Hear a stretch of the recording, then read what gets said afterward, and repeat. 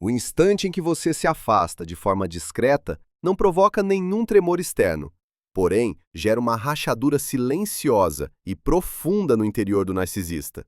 O que é atingido não tem relação com afeto verdadeiro ou com laços emocionais genuínos, mas sim com uma modalidade invisível de domínio a qual essa pessoa havia se habituado.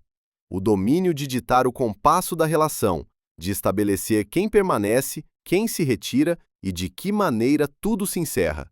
Para essa pessoa, um relacionamento nunca foi um território onde duas pessoas se encontram em condições de igualdade. Tratava-se de um palco onde ela ocupava o lugar central, enquanto a outra pessoa existia apenas para espelhar, para responder, para conferir sentido à sua atuação.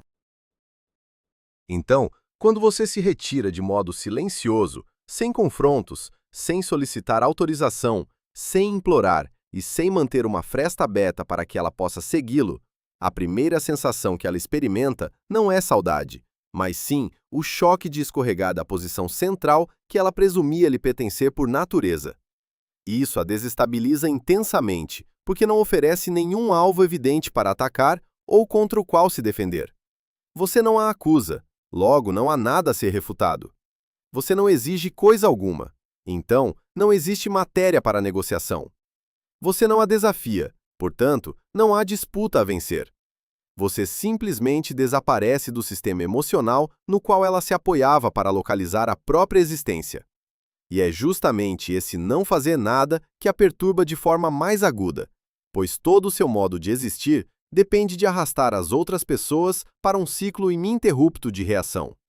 Quando não há mais reação a qual se agarrar, ela passa a se sentir desorientada. Como alguém que viveu a vida inteira em meio ao barulho e de repente é lançado em uma sala vazia, onde eco algum responde à sua presença. Ela deixa de saber em que ponto da narrativa se encontra. A partir daquele momento, seu silêncio começa a atuar de maneira muito ordinária, porém extremamente cruel. Ele a força a ficar sozinha com os próprios pensamentos, que ela evitou durante muito tempo. Não existem mais discussões disponíveis para liberar a tensão. Não há explicações suas que ela possa distorcer a seu favor. Não há emoções suas para dirigir, provocar ou apagar conforme sua vontade. O espaço que se abre não traz tranquilidade. Ele traz uma inquietação prolongada, porque ela jamais aprendeu a permanecer imóvel dentro do próprio mundo interior, sem ter alguém mais como âncora. No início, ela tenta se acalmar com pressupostos familiares, de que você voltará, de que isso é apenas mais uma fase no ciclo antigo, de que mais cedo ou mais tarde ela poderá puxá-lo de volta como antes. Esses pensamentos adiam sua ansiedade por um curto período. Mas não há despertar moral aqui. Nenhum remorso profundo do tipo que muitas pessoas esperam. O que acontece é bem mais prático. Ela começa a perder o controle sobre as próprias emoções. Pensamentos repetitivos surgem não sobre amor, mas sobre poder perdido. Ela revive interações passadas, não para sentir sua falta, mas para buscar o momento em que deveria ter puxado você de volta mais cedo, reagido de forma mais enérgica, ou não permitido que você se afastasse de modo tão silencioso. Seu silêncio deixa de ser uma ausência neutra. Ele se transforma em um espelho imóvel no qual ela é forçada a se olhar. E nesse espelho não há imagem familiar de poder, apenas uma ansiedade que ela não sabe nomear. Uma vez que seu silêncio se prolonga o suficiente para que ela não possa mais se enganar pensando que isso é temporário, outro estado começa a se formar dentro do narcisista: pânico controlado.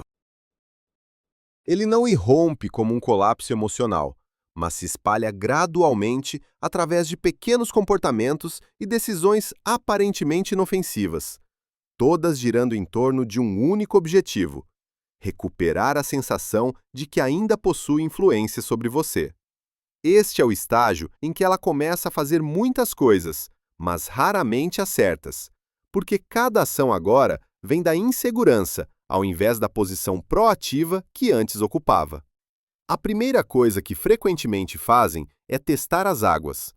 Não através de uma conversa clara, mas por meio de gestos vagos projetados para evitar rejeição direta. Uma mensagem sem conteúdo real, como: "Como você tem passado ultimamente?" Ou "De repente me lembrei do passado." Ou até mesmo apenas um emoji sem contexto. O propósito não é verificar como você está, mas sim ver se você ainda reage. Se você responde mesmo com uma frase neutra, ela interpreta isso como sinal de que a porta não está completamente fechada. Se você não responde, ela não desiste imediatamente. Ela registra isso como um desvio que precisa ser corrigido com outra estratégia. Escreva silêncio nos comentários se você se recusou a jogar o jogo deles. Quando a sondagem gentil falha, ela passa para a estimulação emocional indireta. Ela pode trazer à tona uma lembrança que sabe que um dia importou para você, não para relembrar, mas para ver onde você ainda pode estar vulnerável. Ela pode enviar um pedido de desculpas incompleto, algo como: talvez as coisas estivessem tensas demais naquela época, ou nós dois tivemos parte da culpa. O suficiente para evocar uma sensação de questão inacabada, mas insuficiente para exigir responsabilidade real. Se ainda assim não houver resposta, a inquietação se torna visivelmente mais forte. Neste ponto, muitos narcisistas mudam para o controle através da imagem pública. Eles publicam mais conteúdo, não aleatoriamente, mas de forma seletiva. Fotografias de passeios, rostos sorridentes, novas conexões, imagens que sinalizam que estão bem, ocupados, desejados. Essas publicações não tratam de compartilhar a vida, são mensagens codificadas. Não estou sendo afetado pela sua ausência. O paradoxo é que eles publicam dessa forma apenas quando sabem ou suspeitam que você pode ver. Se você não visualiza, não interage nem deixa qualquer sinal de que está observando, a sensação de controle que buscam não se materializa e o pânico continua a aumentar. Quando as exibições públicas falham, eles buscam rotas indiretas. Perguntam sobre você através de outros, às vezes de forma sutil, às vezes de maneira desajeitada. Um casual: como X está indo ultimamente? Enviado para um contato mútuo, não por preocupação, mas para ver se a informação viajará de volta até você. Se ouvem que você está bem, vivendo normalmente, ou até melhor, isso não traz alívio, traz irritação. Na lógica de controle deles, você estar bem sem eles é algo que não deveria ser possível. Quando abordagens indiretas não funcionam, alguns narcisistas começam a mudar o tom de gentil para frio, de educado para sarcástico, de cuidadoso para atacante. Pode haver uma mensagem repentinamente acusatória como: sinceramente, não entendo por que você desapareceu assim. Ou: a forma como você ficou em silêncio diz muito sobre o tipo de pessoa que você é. Isso não é honestidade emocional, é provocação. Eles precisam que você reaja, mesmo negativamente, porque qualquer reação restaura a sensação de que ainda tem um efeito. Se você ainda não responde, eles começam a perder coerência. O que dizem hoje contradiz o que disseram antes, não porque esqueceram, mas porque manter uma narrativa consistente não é mais a prioridade. A única prioridade é criar uma abertura emocional. Às vezes se apresentam como magnânimos, alegando que deixaram para trás, perdoaram ou desejam sua felicidade. Pouco depois, exibem amargura, irritação ou competição sutil. Essa flutuação não é sinal de complexidade interior. É sinal de um sistema de controle operando em pânico. Outro sinal muito concreto neste estágio é uma obsessão com o tempo. Eles começam a rastrear quanto tempo você está em silêncio, quantos dias sem interação, quantas semanas sem sinal de retorno. O tempo, que antes não importava porque acreditavam que você sempre estaria lá quando necessário, agora se torna uma ameaça. Cada dia que passa sem uma resposta os desestabiliza mais, porque reforça uma possibilidade que não querem reconhecer, que você pode ter verdadeiramente partido. À medida que essa pressão se intensifica, muitos narcisistas recorrem a fontes de suprimento substituto com maior urgência. Eles se lançam em novos relacionamentos muito rapidamente, não porque estão prontos, mas porque precisam preencher o vazio deixado pelo controle perdido. Esses relacionamentos frequentemente avançam em ritmo frenético, cheios de exibições, promessas e performance, mas carentes de profundidade estável. No entanto, a pressa revela a fissura. Essas novas conexões não são construídas sob interesse genuíno ou curiosidade mútua, mas sobre necessidade imediata de validação. Elas funcionam como analgésicos emocionais, não como fontes de conexão real. E porque são impulsionadas por urgência e não por escolha consciente, elas frequentemente replicam os mesmos padrões que levaram ao colapso anterior. O narcisista não reflete sobre por que o relacionamento anterior terminou. Eles apenas procuram preencher o vazio que você deixou. E porque não mudam internamente, trazem para o novo contexto a mesma estrutura de controle, a mesma necessidade de estar no centro, a mesma incapacidade de permitir que outra pessoa exista como um indivíduo separado com necessidades próprias. Essa é a razão pela qual as pessoas que os conhecem bem frequentemente observam um padrão claro. O narcisista muda de parceiros, mas o roteiro permanece o mesmo. O início é intenso, cheio de atenção, encanto e promessas. O meio torna-se instável, com o equilíbrio de poder mudando gradualmente. O fim acontece quando a outra pessoa percebe que está sendo usada como suporte estrutural e não como igual. Enquanto isso, do lado de quem se afastou, algo diferente está ocorrendo. Não algo espetacular, mas algo silencioso e fundamental. A recuperação não começa com energia ou empoderamento, mas com a disposição de parar. Parar de explicar, parar de gerenciar as emoções de outra pessoa, parar de traduzir a si mesmo em uma linguagem que será sempre mal interpretada. Nos primeiros dias ou semanas após o afastamento, pode não haver clareza alguma. Pode haver confusão, tristeza, até momentos de questionamento sobre se a decisão foi correta. Mas algo essencial mudou. Você não está mais dentro do campo de distorção. Suas emoções não estão mais sendo usadas contra você. Seus pensamentos não estão mais sendo redirecionados para servir a narrativa de outra pessoa. E é nessa pausa, nesse intervalo entre o que foi e o que ainda não se formou, que a recuperação genuína se torna possível. Não porque você se torna mais forte ou mais sábio de repente, mas porque você finalmente tem espaço para processar o que realmente aconteceu, sem interferência ativa, trabalhando para minar sua percepção. Com o tempo, você começa a perceber certos padrões em retrospectiva. Como você ajustava consistentemente seu comportamento para prevenir reações. Como você se tornara fluente em uma linguagem de apaziguamento, que não era sua língua nativa. Como certas partes de você haviam sido silenciadas, não por escolha, mas por necessidade de sobrevivência no relacionamento. Esse reconhecimento não chega como uma revelação dramática. Ele chega de forma gradual, em pequenas percepções que se acumulam ao longo de semanas e meses. Um dia você percebe que não está mais antecipando a reação de alguém. Outro dia você faz uma escolha baseada no que você realmente quer, não no que evitará conflito. Lentamente, a arquitetura interna que havia sido remodelada para acomodar outra pessoa começa a se reconstruir de acordo com suas próprias especificações. Esse processo não é linear. Há dias em que a velha ansiedade retorna, dias em que você questiona sua própria perspectiva, dias em que o silêncio parece mais pesado do que confortável. Mas há uma diferença crucial agora. Essas dificuldades não estão mais sendo amplificadas por alguém que tem interesse em mantê-lo desequilibrado. Você está lidando apenas com seus próprios processos internos, e embora isso possa ser doloroso, é um tipo de dor que leva à cura, não à deterioração contínua. Esse é o ponto onde a verdadeira divergência entre os dois caminhos se torna evidente. O narcisista continua se movendo lateralmente, mudando de contexto, mas não de estrutura. Eles encontram novas pessoas, mas operam com a mesma lógica. Eles criam novas narrativas, mas a função permanece idêntica: manter uma imagem enquanto evitam qualquer confronto real com sua própria fragilidade interior. Essa evitação não é consciente. Não é que eles decidam não mudar, é que sua arquitetura psicológica não permite o tipo de desintegração temporária que a mudança real exige.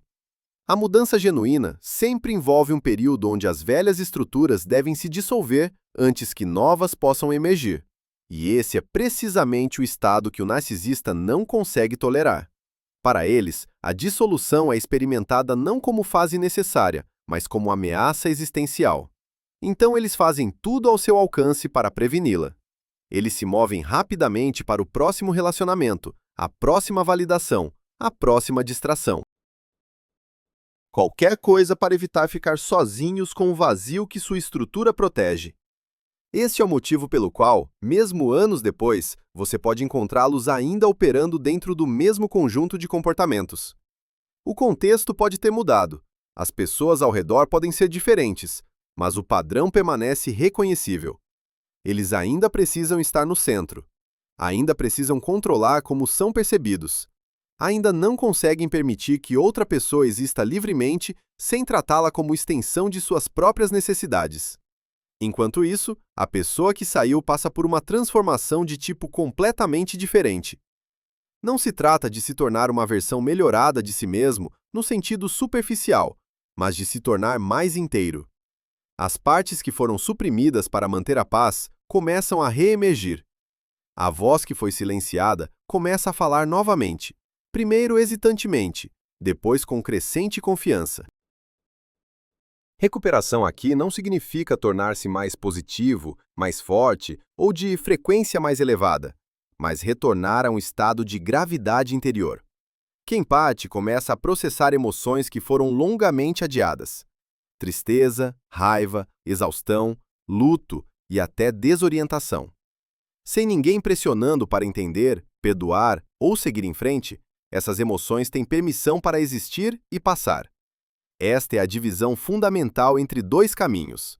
O narcisista evita a emoção para preservar a ilusão. Quem parte atravessa a emoção para reconstruir o ego. Carl Jung chamou esse processo de individuação. Não se tornar uma versão melhor de si mesmo, mas tornar-se um ser humano mais completo, onde as partes renegadas, suprimidas e sacrificadas são trazidas de volta ao seu lugar legítimo. A individuação não ocorre através de força moral, mas através do cessar de viver por reflexo. Quando você não precisa mais dos outros para confirmar quem você é, o ego começa a ser construído de dentro para fora, lentamente, sem elegância, sem glamour, mas de forma durável. Escreva crescimento nos comentários se você está se reconstruindo de dentro para fora. O narcisista, em contraste, não entra na individuação, não porque seja mau, mas porque sua estrutura não lhe permite suportar a fase de desintegração necessária para a reconstrução. A individuação sempre exige um período de desorientação, onde a persona desmorona e a sombra emerge. Quem parte aceita essa fase. O narcisista não aceita. Eles preservam a persona a todo custo, mesmo quando ela se torna mais fina e menos convincente. O resultado é estagnação em um nível fixo de desenvolvimento, repetindo o mesmo padrão com pessoas diferentes, em contextos diferentes, mas chegando ao mesmo final silenciado. É aqui que o conceito de karma precisa ser reentendido. Karma não é retribuição, é inércia estrutural. Uma estrutura que sobrevive através do controle continuará gerando situações que exigem controle.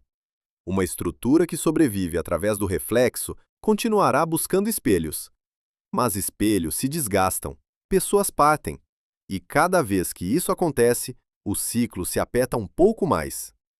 O karma do narcisista não é sofrimento intenso, mas repetição sem evolução. Em contrapartida, o karma de quem parte não é ser feliz, mas ter a capacidade de mudar de trajetória. Eles não estão mais presos no mesmo tipo de relacionamento, no mesmo papel, nas mesmas dinâmicas. Conseguem reconhecer mais cedo quando um relacionamento opera através de controle ao invés de conexão. Conseguem parar mais cedo quando sentem que estão sendo puxados para fora do centro. E mais importante, não confundem mais intensidade emocional com profundidade de conexão. Essa diferença nem sempre é visível no curto prazo. Às vezes, o narcisista ainda pode parecer bem, ainda acompanhado, ainda socialmente ativo. Às vezes, quem parte pode parecer cansado, mais lento, menos deslumbrante. Mas com o tempo, o padrão se torna inconfundível. Um expande de dentro, o outro contrai para sobreviver. Um integra mais do todo humano, o outro defende a ilusão restante. Um se torna cada vez mais flexível, o outro cada vez mais dependente de condições favoráveis. E esse é o ponto mais importante a deixar claro. Você não precisa acreditar em karma para ver essa lei em funcionamento. Você só precisa observar as vidas psicológicas de duas pessoas, movendo-se em direções opostas após o mesmo evento. Ninguém é julgado, ninguém é sentenciado. mas uma estrutura que não pode se sustentar gradualmente murcha. Uma estrutura que aprende a se manter sozinha amadurece. Esse é o karma no nível psicológico. Não requer intenção, nenhuma moralidade, apenas tempo e a consistência da realidade. Então, quando você bate e se recupera, o que acontece não é que você escapa deles, mas que você escapa de um modo de existência. Você não derrota ninguém, você simplesmente para de participar de uma estrutura que precisa de você para sobreviver, mas não pode nutri-lo em retorno. E é precisamente essa retirada, silenciosa, sem acusações, que marca o ponto mais claro de divergência kármica. Um lado continua se repetindo, o outro começa a se tornar ele mesmo. No final, o que permanece depois de tudo não é uma história sobre eles, mas o estado que você carrega uma vez que tudo se assentou. Não há mais análise, não há mais tentativa de entender, não há mais necessidade de nomear o que aconteceu. Resta apenas um sentimento muito claro. Você não está mais sendo puxado para longe de si mesmo. E esse sentimento, frágil no início, é o sinal mais confiável de que você saiu de um velho ciclo. Muitas pessoas pensam que deixar tal relacionamento trará alívio imediato, mas na realidade não traz. O que vem primeiro não é leveza, mas quietude. Um tipo de quietude inteiramente diferente do silêncio que antes o deixava ansioso. Desta vez, o silêncio não carrega tensão. Não força você a ler nas entrelinhas ou a se preparar para a próxima reação. É simplesmente espaço. E dentro desse espaço, você começa a perceber o quanto havia se acostumado a viver sob impacto constante. Você percebe que costumava reagir rapidamente, não porque era impulsivo, mas porque havia sido treinado para reagir. Você costumava explicar infinitamente, não porque não era claro, mas porque vivia em um ambiente onde a clareza nunca era suficiente. À medida que esses reflexos gradualmente desaparecem, você não fica entorpecido. Você fica menos puxado, menos provocado, menos compelido a provar a si mesmo. E isso cria uma mudança difícil de descrever, porém inconfundivelmente real. Você começa a ficar com suas próprias emoções por mais tempo sem medo. Não há momento em que você se levanta e declara: "Estou curado". A cura acontece de maneira muito mais modesta. Um dia você percebe que não pensa mais em como a outra pessoa pode reagir. Um dia você não sente mais o impulso de explicar sua história para que os outros entendam. Um dia você percebe que está tomando decisões baseadas no que parece alinhado, ao invés de no que alguém mais aceitará. Essas mudanças são tão pequenas que, se você não está prestando atenção, pode perdê-las. Mas são precisamente os sinais de que seu eixo interior está retornando ao seu lugar legítimo. O que importa é isto: você não precisa se tornar uma pessoa diferente. Você não precisa ser mais duro, mais afiado ou mais protegido contra o mundo. O que muda não é sua natureza, mas onde você coloca sua energia. Você não a derrama mais em manter unido uma estrutura instável. Você não usa mais sua sensibilidade para remendar buracos que não criou. E quando essa energia retorna para onde pertence, a vida começa a se recalibrar de maneira muito natural. Do outro lado, o que quer que se desenrole ali não requer mais sua atenção ou preocupação. Não porque você se elevou acima disso, mas porque não está mais se movendo dentro do mesmo ritmo de vida. Cada pessoa continua ao longo da trajetória que é capaz de sustentar. Não há julgamento, nenhuma vitória ou derrota, apenas uma diferença clara entre uma vida que deve ser rigidamente mantida para evitar colapso e uma vida que pode relaxar sem se perder. Se há uma coisa que vale a pena manter depois de tudo, não é conhecimento sobre narcisismo, nem a habilidade de analisar a psicologia de outras pessoas, mas esta crença simples: você não nasceu para ser a força estabilizadora de um ego que não pode se sustentar sozinho. Você não nasceu para continuamente se remodelar para caber em uma estrutura que o afasta cada vez mais de quem você é. Quando você se afasta, não está traindo ninguém. Está simplesmente devolvendo a cada pessoa a responsabilidade que lhe pertence. E a partir desse ponto, a vida não se torna perfeita. Ela simplesmente se torna real, menos dramática, menos exaustiva, mas firme o suficiente para que você permaneça presente com ela, sem ter que negociar a si mesmo mais. Escreva firme nos comentários se você está pronto para uma vida real.